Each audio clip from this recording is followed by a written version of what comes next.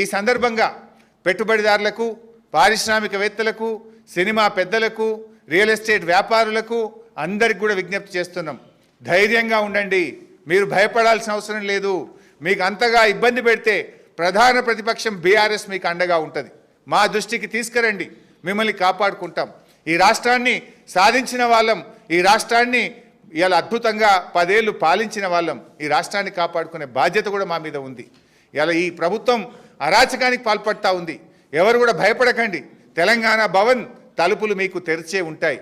ఏ ఇండస్ట్రియలిస్టుకు, ఏ real estate వ్యాపారికి, ఎవరికి, cinema పెద్దలకు కానీ, కార్మికులకు కానీ, పేదలకు కానీ ఎవరికి కష్టం వచ్చినా బీఆర్ఎస్ మీకు అండగా ఉంటుంది. మీ పక్షాన బీఆర్ఎస్ పోరాడుతుంది.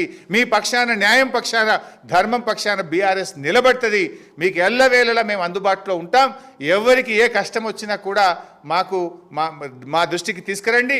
మీకు అండగా నిలబడతాం, మిమ్మల్ని కాపాడుకుంటాం, మీ రాష్ట్రాన్ని కాపాడుకుంటామని తెలియజేస్తూ జై తెలంగాణ.